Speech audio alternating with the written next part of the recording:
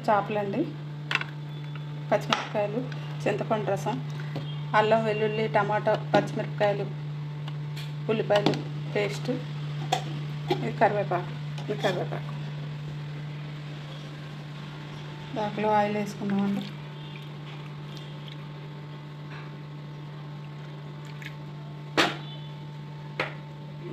Oil వేడెక్కింది, paste వేద్దాం.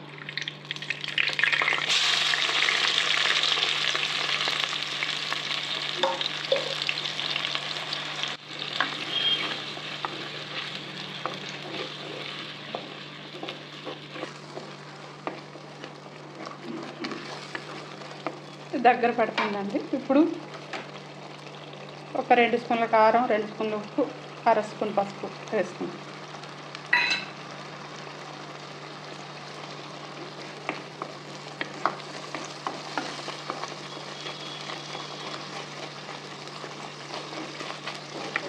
విధంగా అంత దగ్గర పడుతుందండి. ఇప్పుడు కరివేపాకు పచ్చిమిర్చి వేసుకోండి.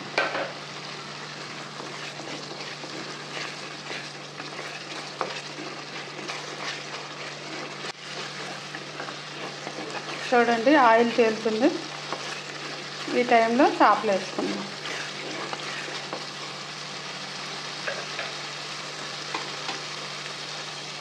ఈ చేపలు వేసుకుందాం.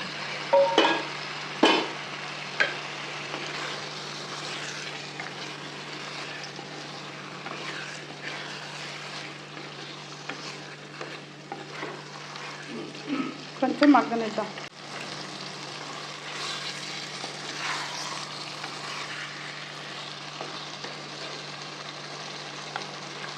ఇప్పుడు చింతపండు రసం పోద్దాం.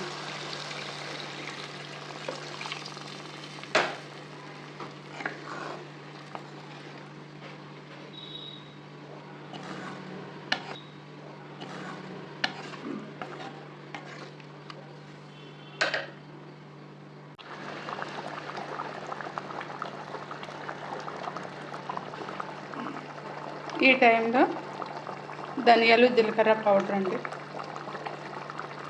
ఒక 2 స్పూన్లు, చిన్న స్పూన్లు 2.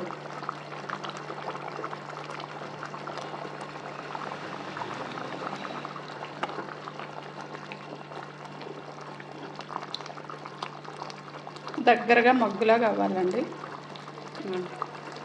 ఇలా ఉంటాయి చేపలు. ఒకే ముళ్ళు అండి, చాలా బాగుంటాయి, టేస్టీగా ఉంటాయి.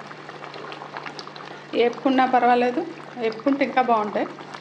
ఇలా పులుసు కావాలన్నప్పుడు ఇలా దగ్గరగా పులుసు పెట్టుకోవచ్చు. చూడండి ఎంత బాగా ఉంటుంది.